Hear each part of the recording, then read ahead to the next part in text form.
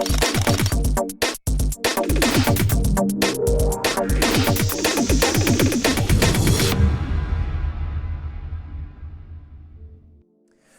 gente, bom dia, que alegria a gente poder estar aqui nessa manhã, podendo começar uma série nova nesse último domingo de maio e que vai percorrer aí todo o mês de junho, e eu estou muito feliz, então seja bem-vindo para esse nosso encontro. Se você puder, compartilhe esse vídeo aí com o maior número de pessoas possível, e a gente espera que essa reflexão desse mês e o que a gente vai celebrar aqui nessa manhã seja a bênção para a sua vida também, tá bom? Vamos orar para começar o nosso encontro? Deus, muito obrigado por esse dia, muito obrigado por esse tempo que nós podemos ter aqui em família. Louvamos o Senhor porque o Senhor tem cuidado de nós, tem nos abençoado e nós reconhecemos isso. Queremos entregar esse nosso tempo aqui de celebração, de comunhão, pedindo que o Senhor fale ao nosso coração. Pedimos que sobre aqueles que têm passado dias difíceis, dias de luta, nesse tempo, que o Senhor também os abrace, que o Senhor, de alguma maneira, possa ser o Pai amoroso e presente na vida destes. Usa a nossa vida, a nossa comunidade, de alguma maneira, também para ser resposta de oração para muitos nesse tempo. Pedimos por isso, te agradecemos pela oportunidade que nós temos de chegar até tantas casas e poder ter esse tempo de celebração. Que o Senhor nos abençoe, que o Senhor fale com a gente nessa manhã. Em nome de Jesus. Amém e amém. E eu quero convidar você a louvar a Deus nesse momento.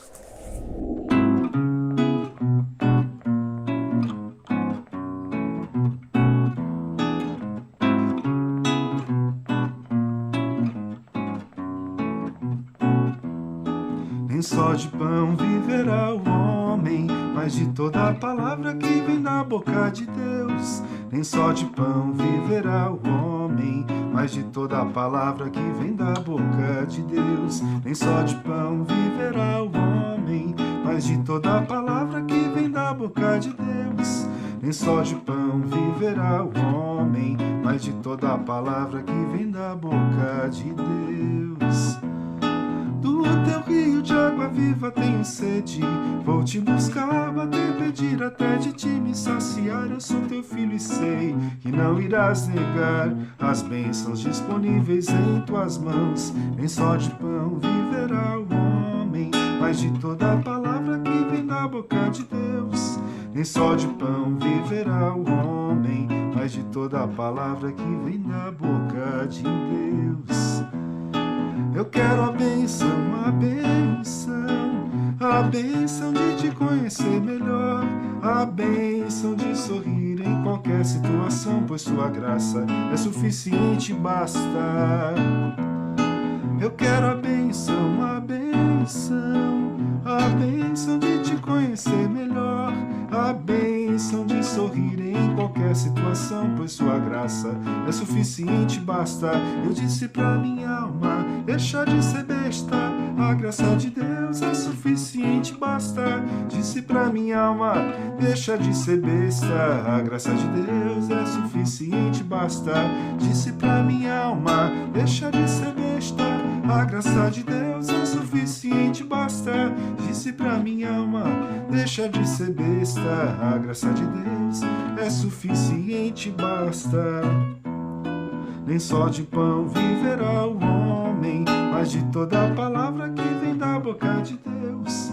Nem só de pão viverá o homem, mas de toda a palavra que vem da boca de Deus. Nem só de pão viverá o homem, mas de toda a palavra que vem da boca de Deus. Nem só de pão viverá o homem, mas de toda a palavra que vem da boca de Deus.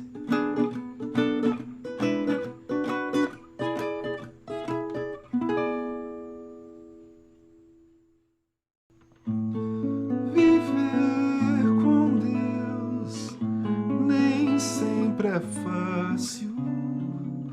Andar com Ele é tudo que importa. A pobreza, a dor, a luta, a angústia e a agonia podem ser o jeito dele no silêncio falar.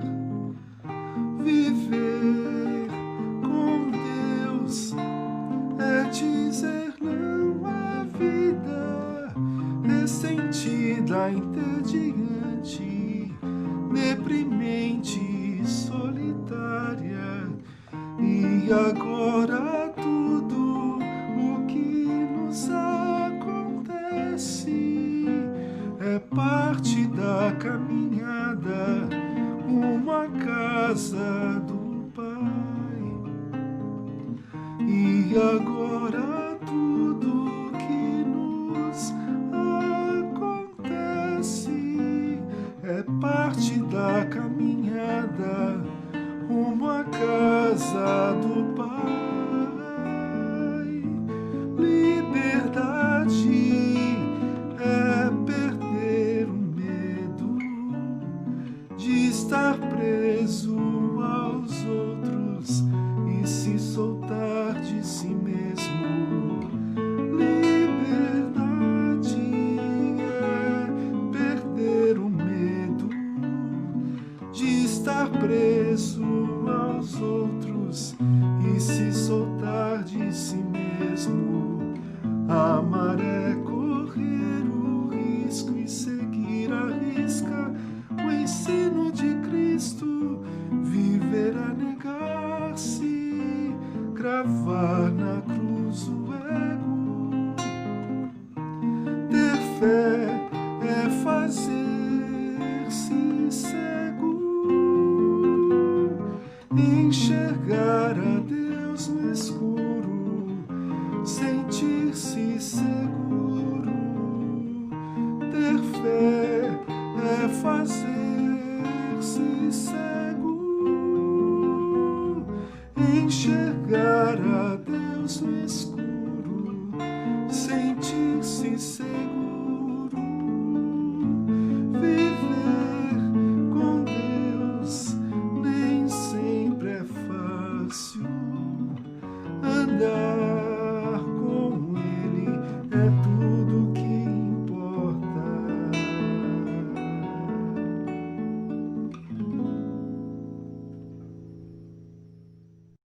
Oi, gente, eu quero deixar aqui com vocês os nossos recados da semana. O primeiro é terça-feira, nós temos o nosso encontro de pequeno grupo, um tempo de oração, comunhão, uma conversa ao redor da Bíblia, e você é o nosso convidado. Se você quiser, é só você mandar uma mensagem para nós no Conviver Jundiaí e a gente manda o link para você. Toda terça-feira, 8 horas da noite. Eu quero convidar você também, caso você ainda não siga, a Conviver tem uma loja virtual que é a ConStore. Você pode entrar ali, nós temos as nossas xícaras, as nossas camisetas, temos também o nosso café Conviver e a gente entrega ele para todo o Brasil. Se você é aqui de Jundiaí, a entrega é gratuita. Então, entre lá e é uma maneira você também de nos ajudar. A parte desse dinheiro nós estamos dando um fim social na compra de cestas básicas e ajudando famílias que têm precisado nesse tempo da pandemia. Então é uma maneira concreta de você nos ajudar. Dá uma entradinha lá e dá uma conferida nos nossos produtos, tá bom? Se você quer contribuir financeiramente com a nossa comunidade, você pode fazer isso por essa conta que está passando aí na sua tela também. A gente agradece a Deus pela generosidade de pessoas que têm contribuído para que a gente mantenha a nossa comunidade e possa abençoar aí um número grande de pessoas também. Gente querida, eu quero convidar você nesse mês, ou a partir desse domingo, a nós refletirmos nesse tema, estrangeiros no mundo estranho. E nós vamos fazer uma reflexão a partir da carta que o apóstolo Pedro escreve. Então, quero convidar você a abrir a sua Bíblia aí, no texto de 1 Pedro, capítulo 1. E nós vamos ler os primeiros 12 versos. Então, você abra a sua Bíblia aí, abra o seu aplicativo e vamos fazer essa leitura. 1 Pedro, capítulo número 1. E o texto bíblico diz o seguinte: Eu, Pedro, apóstolo de Jesus, escrevo esta carta aos escolhidos que vivem como estrangeiros na província de Ponto, Galácia, Capadócia, Ásia, Bitínia. Deus, o Pai, os conhecia de antemão e os escolheu, e o Espírito os santificou para a obediência e a purificação pelo sangue de Jesus Cristo. Que vocês tenham cada vez mais graça e paz. Todo louvor seja a Deus, o Pai de nosso Senhor Jesus Cristo, por sua grande misericórdia. Ele nos fez nascer de novo, por meio da ressurreição de Jesus Cristo dentre os mortos. Agora temos uma viva esperança e uma herança imperecível, pura e imaculada, que não muda nem se deteriora, guardada para vocês no céu. Por meio da fé que vocês têm, Deus os protege com o seu poder, até que recebam essa salvação pronta para ser revelada nos últimos tempos. Portanto, alegrem-se com isso, ainda que agora por algum tempo vocês precisem suportar muitas provações. Elas mostrarão que a sua fé é autêntica. Como o fogo prova e purifica o ouro, assim a sua fé está sendo experimentada e ela é muito mais preciosa que o simples ouro. Isso resultará em louvor, glória e honra no dia em que Jesus Cristo for revelado. Embora nunca o tenham visto, vocês o amam, e ainda que não o vejam agora, creem nele e se regozijam com alegria inexprimível e gloriosa, pois estão alcançando o alvo da sua fé, a sua salvação. Até mesmo os profetas queriam saber mais a respeito sobre essa salvação e investigaram a respeito quando profetizaram acerca da graça preparada para vocês. Buscavam descobrir a que tempo ou ocasião se referia o Espírito de Cristo, que neles estava, ao predizer o sofrimento de Cristo e a sua grande glória posterior. Foi-lhes dito que suas mensagens não eram para eles, mas para vocês, e agora essas boas novas lhes foram anunciadas por aqueles que pregaram pelo poder do Espírito Santo enviado do céu. É algo tão maravilhoso que até os anjos anseiam observar. Irmãos, irmãs, Pedro escreve essa carta, o apóstolo. É uma carta que foi escrita para igrejas que se localizavam naquilo que hoje nós conhecemos como a atual Turquia. Essa carta ela é endereçada tanto para judeus cristãos como para gentios, talvez até muito mais gentios do que judeus. Eram pessoas que eram pagãs, mas que se converteram e tiveram um encontro com Jesus. E Pedro escreve essa carta com o desejo de encorajar, consolar, animar os irmãos que estavam passando por problemas, perseguições, hostilidades por conta da sua fé em Jesus. E talvez você se pergunte, por que estrangeiros no mundo estranho? Como nós lemos nos 2 primeiros versos, essa é a identidade que Pedro dá a esses irmãos. Estrangeiros, talvez na sua versão aí, estrangeiros peregrinos, exilados. E aí eu quero pensar aqui, para a gente começar a nossa reflexão, o que Pedro quer dizer por estrangeiro. E os estudiosos, e essa palavra aí significa o seguinte: pessoa que permanece por um pouco de tempo num determinado lugar em que ele não mora, nem pretende se estabelecer deliberadamente. Ou seja, é uma pessoa que não mora, mas ela também não é turista. E aí os autores vão traduzir essa palavra como estrangeiro residente. Ao que parece, nós vamos conversar nesse mês sobre isso, esses estrangeiros, eles são pessoas que vivem uma vida de dificuldade, uma vida de hostilidade, de separação da sociedade em que eles vivem porque eles são discípulos de Jesus. E quais que são as características desses estrangeiros residentes? E se você tem aí uma história cristã, talvez quando você ouviu esse termo, somos estrangeiros, você logo faz uma uma passagem para quando Paulo diz lá na carta aos Filipenses que nós não somos dessa terra. Nós estamos aguardando a nossa pátria celestial, o nosso céu é o nosso lar. E a gente usa às vezes essa imagem de estrangeiros até como uma forma escapista.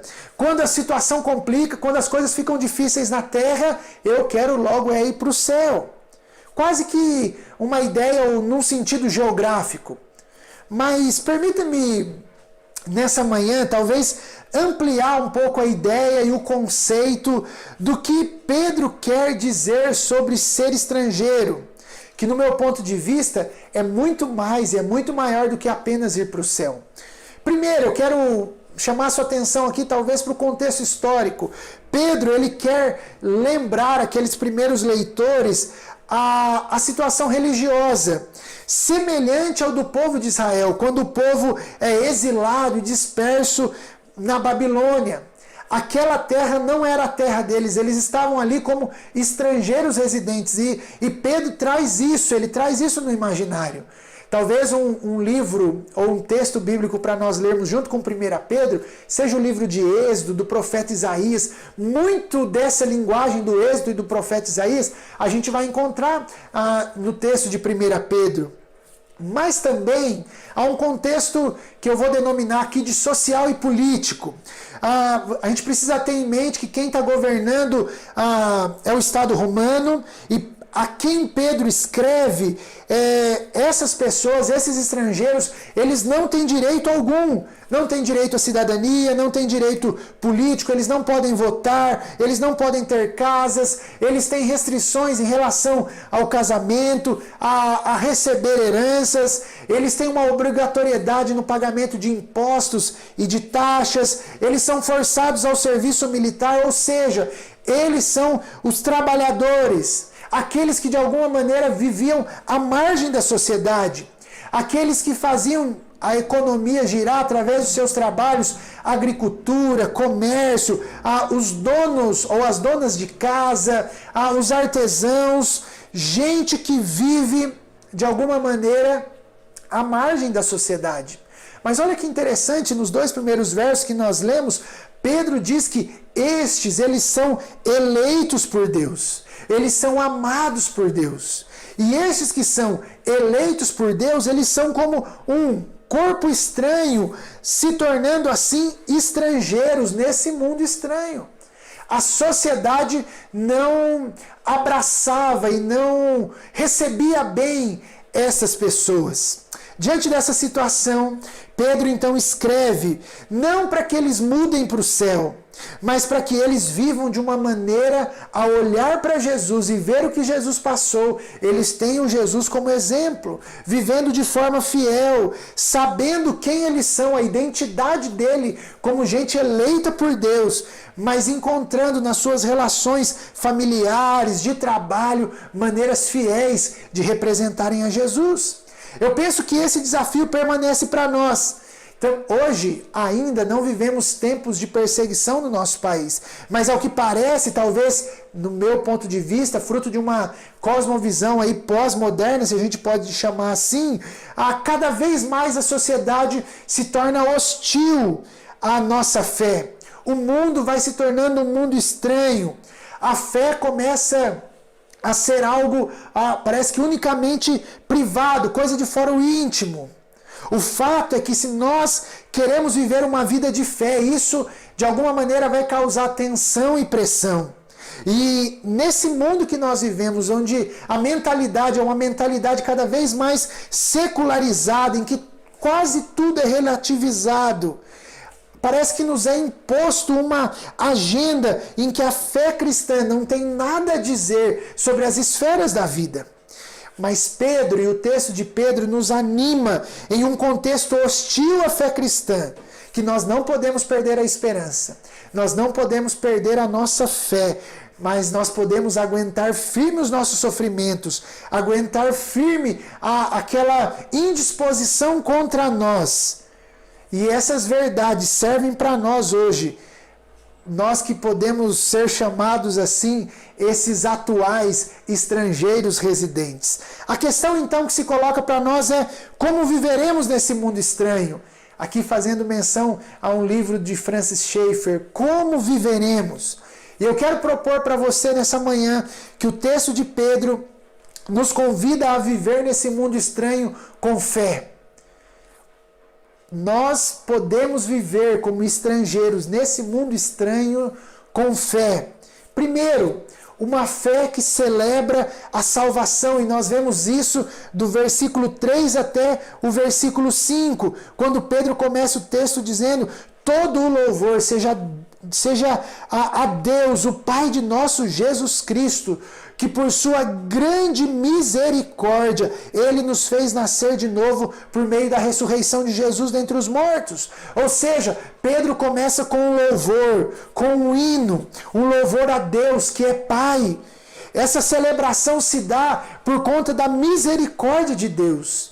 Essa misericórdia que fez com que eu e você pudéssemos ter a experiência do novo nascimento, pudéssemos ser regenerados, segundo Pedro, para uma nova esperança, para uma viva esperança. Essa viva esperança nos dá a possibilidade, segundo o apóstolo, de vivermos e de experimentarmos uma herança. Uma herança que talvez para o povo de Israel era a esperança de uma terra.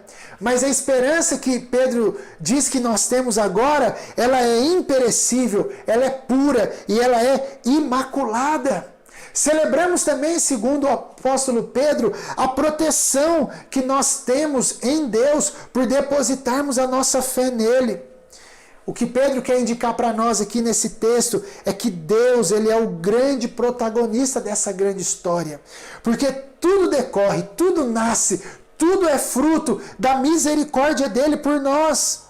E sabe o que eu acho interessante? Que esse novo nascimento, ele não nos tira do mundo.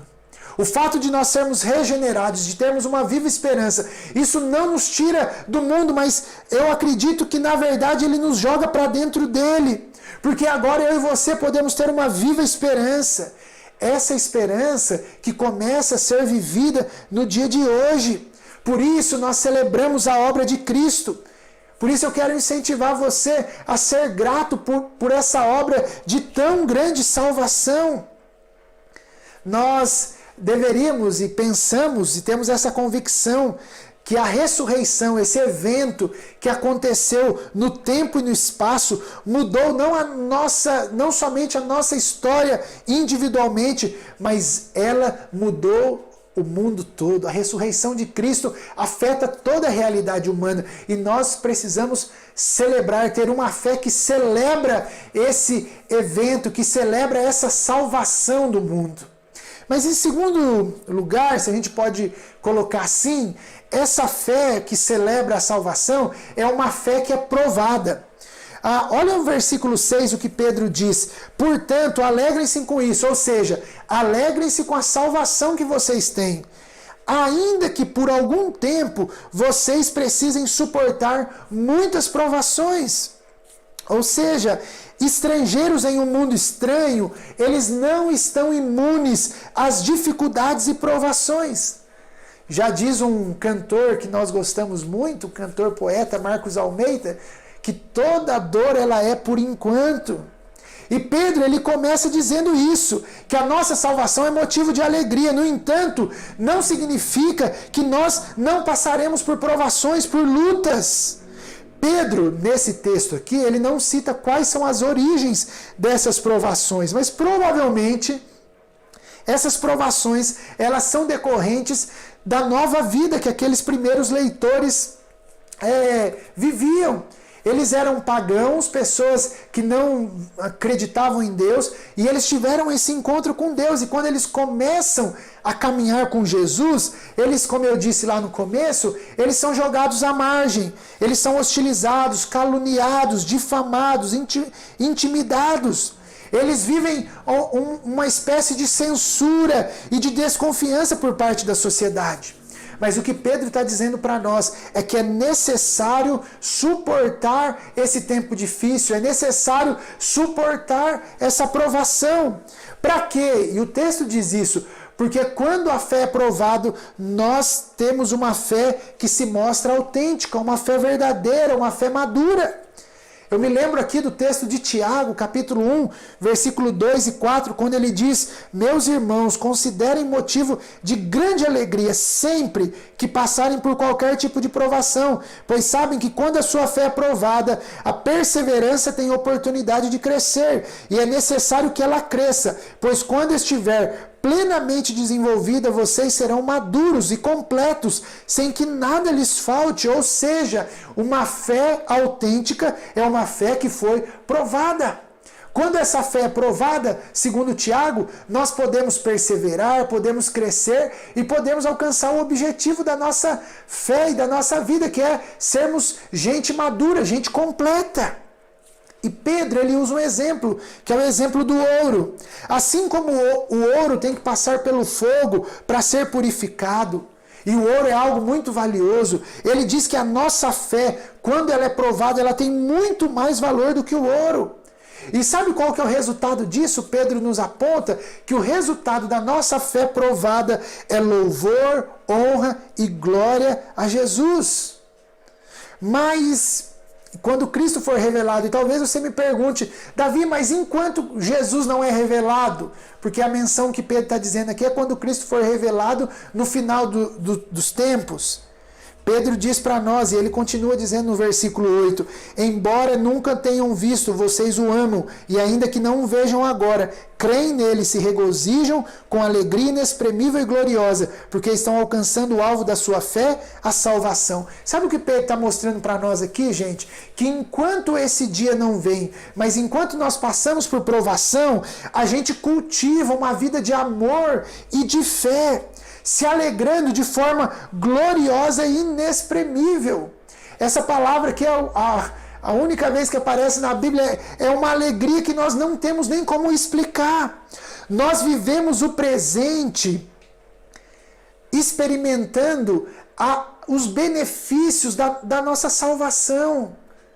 E isso acontece e pode acontecer e começa a acontecer a partir de hoje. E deixa eu dizer para você que isso não diz respeito a uma religião, não diz respeito a um rito, não diz respeito a uma liturgia específica, não. Mas isso diz respeito a uma pessoa, Jesus Cristo. Por isso eu e você, nós podemos experimentar esse paradoxo que a fé nos coloca. É uma vida que se alegra com a salvação que nós temos, mas nós temos que suportar os dias maus, os dias ruins. E assim a nossa vida vai sendo moldada enquanto nós nos relacionamos com Deus, enquanto nós nutrimos uma vida de amor e de fé. E eu tenho que admitir que isso pode soar muito estranho. Nesse mundo estranho que nós vivemos, essa relação com Deus que nós não vemos, mas nós nos alegramos e nós nutrimos amor e fé por Ele. Por último, essa fé, que é uma fé que é provada, é uma fé que é celebrada, ela é uma fé que está centrada em uma pessoa, que é Cristo. E o texto, versículo 10 até o versículo 12 que nós lemos, ele começa dizendo o seguinte: os profetas queriam saber mais sobre essa salvação e investigaram a respeito quando profetizaram acerca da graça preparada para vocês. Eles buscavam descobrir a que tempo ou ocasião se referia o Espírito de Cristo, que neles estava ao predizer o sofrimento de Cristo e a sua glória, ou a sua grande glória posterior. Foi-lhes dito que essa mensagem não era para eles, mas para vocês. E agora essas boas novas lhes foram anunciados por aqueles que pregaram pelo poder do Espírito enviado do céu. É algo tão maravilhoso que até os anjos eles anseiam observar. Ou seja, Pedro está dizendo aqui que os profetas queriam saber mais. E eles investigaram. E a imagem que vem à minha mente é como um Sherlock Holmes. Eles investigavam minuciosamente. E eles profetizaram a respeito do sofrimento e da glória de Cristo. No entanto, essa mensagem de Cristo não eram para os profetas, mas eram para aqueles primeiros leitores, para quem Pedro escreve essa carta, e é para nós hoje. O nosso privilégio é tão grande quando nós pensamos que anjos e profetas queriam poder experimentar essa realidade, mas eu e você temos essa possibilidade hoje.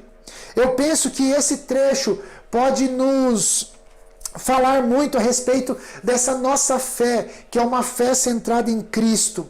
A nossa fé, a nossa relação, a nossa amizade, ela está em Jesus. Um Jesus que ele é apontado nas Escrituras Sagradas, aquele a quem a Bíblia aponta desde o Gênesis capítulo 3.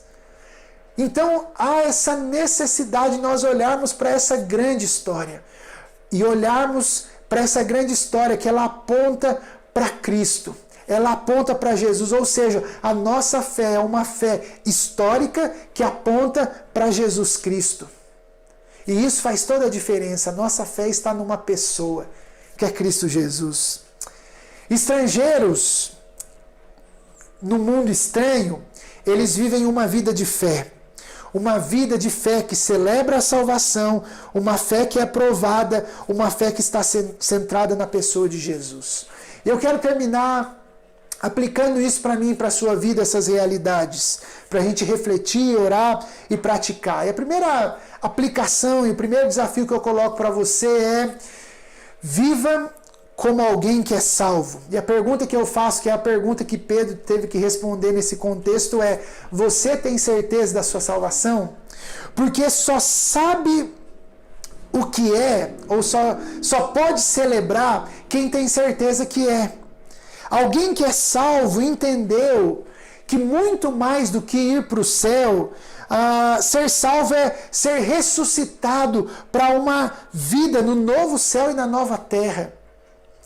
Eu entendo, e eu quero colocar isso para você, que a salvação não é algo para o futuro, mas é algo que nós começamos a desfrutar no aqui e no agora. Sim, é verdade, nós experimentamos isso de maneira parcial ainda, porque nós estamos vivos. Mas experimentaremos de forma completa, mas a salvação é um presente para ser experimentado agora. Eu gosto muito quando N.T. Wright, no seu livro Surpreendido pela Esperança, ele diz o seguinte: supor que nós somos salvos apenas para o nosso próprio benefício, para a nossa restauração do nosso relacionamento individual com Deus, e isso é algo vital, diz Wright, e para irmos para a nossa morada final no céu, e isso é meio equivocado, ele diz, é comparável a um menino que ganha uma bola de futebol e insiste que isso lhe pertence e que só ele pode jogar. Certamente, a bola de futebol só serve o seu propósito quando outras pessoas também estiverem jogando. Semelhantemente, a salvação só atinge o seu propósito quando aqueles que foram salvos, estão sendo salvos e que um dia serão plenamente salvos, perceberem que não são salvos como almas, mas como seres completos, não para si mesmos, mas para aquilo que Deus deseja realizar por meio deles.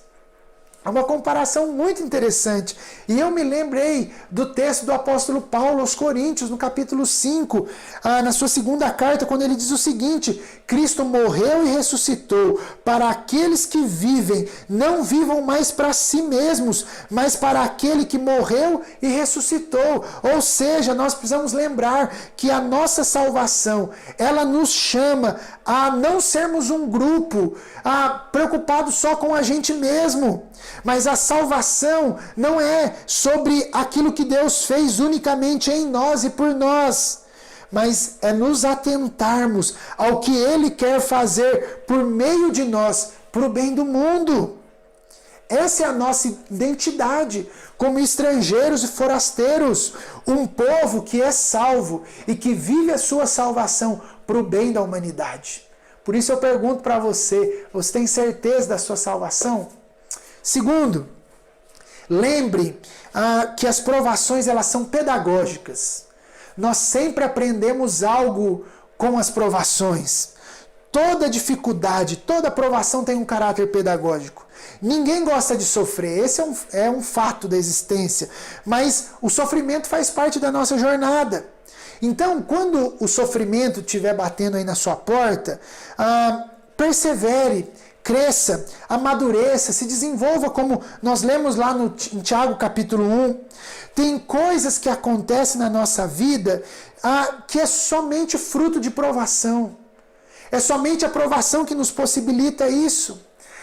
Um pastor que nós gostamos muito, que a gente ouve lá em casa bastante, ele diz o seguinte, que toda provação é a possibilidade que Deus está dando para a gente para um encontro. Às vezes, esse encontro só vai acontecer por conta do problema, da provação. Porque se tivesse tudo bem, você não encontraria para uma conversa, para um aconselhamento, para um pedido de ajuda. Olha que interessante o tempo que nós estamos vivendo. A pandemia fez com que muitos de nós tivéssemos que nos voltar para as nossas casas. E quantas pessoas têm dito que essa volta para casa foi tão importante para que ela considerasse a família, a esposa, os filhos e tantas outras coisas como prioridades importantes para a existência. Eu penso que a gente está vivendo, estamos à porta aí de uma crise, se nós já não estamos vendo alguns sinais dela à nossa frente. Eu creio que a gente vai passar por ela sim. E eu acredito que nós vamos aprender muita coisa. E eu acho que a gente vai aprender, principalmente se a gente atender o conselho aqui de Pedro. Amar e confiar nessa relação de amor e fé com o nosso Criador. Eu acredito que uma relação consistente e madura pode nos sustentar no dia da adversidade. E eu quero convidar você a crer nisso. Não estou dizendo que vai ser fácil, que não tem dor, que não tem tristeza, mas nós podemos ter esse encorajamento. Deus sofre conosco, Ele passa por esse tempo com a gente. Por último, conheça a grande história da Bíblia. Toda a Bíblia aponta para Jesus. E nós que somos estrangeiros residentes, nós precisamos ser o povo que sabe manusear o livro. E isso é uma decisão pessoal. Por isso eu quero lançar um desafio muito pessoal para você. Eu quero te incentivar nesse mês, a partir dessa semana, você ler o livro de 1 Pedro. Eu quero convidar você a ler um capítulo por dia. Nós aí em um mês, provavelmente leremos ele pelo menos 4 vezes. São 5 capítulos. Separe um tempo do seu dia para você ler um capítulo por dia. Anote, grife, medite, rumine, aprenda, desfrute da palavra de Deus e cresça nela. Eu creio que a nossa geração tem perdido essa noção do privilégio que nós temos de conhecer e fazer parte dessa grande história. Mas para que a gente conheça, nós precisamos nos envolver com ela. Por isso, o convite que fica para nós é meditarmos na Bíblia. Eu estou convidando você a fazer isso a partir de 1 Pedro. Para que nós, como comunidade, possamos mergulhar nesse livro e ver que o convite dele é para que a nossa salvação ela seja vivida na nossa vida. Que ela seja vivida enquanto a gente trabalha, enquanto a gente estuda, enquanto a gente cuida dos nossos filhos, enquanto a gente cuida dos nossos afazeres. Por isso, eis aqui o nosso convite para você. Conhecer a grande história da Bíblia. E eu quero convidar isso a partir de 1 Pedro. Lembrar que todos os nossos sofrimentos, eles são pedagógicos, nós podemos aprender algo com ele. E o que eu disse em primeiro lugar, que você viva a sua vida como alguém que é salvo, que foi transformado, que entende que a sua salvação é para o bem da humanidade, não só para levar você para o céu. Tá bom? Vamos orar? Deus, muito obrigado por esse dia, obrigado por essa carta de Pedro, obrigado que a gente pode refletir como viver como estrangeiros no mundo estranho. Ajuda a gente a viver uma vida de fé. Uma fé que é provada, sim, mas uma fé que também é celebrada. Uma fé que tem história, uma fé que está firmada nas Escrituras. Uma fé que pode ser desenvolvida, mesmo no mundo estranho. Ajuda a gente a entender e a gente aplicar isso na nossa vida a partir de hoje. Nós oramos agradecidos por essa possibilidade que nós temos de vivermos uma fé verdadeira, mesmo no mundo hostil.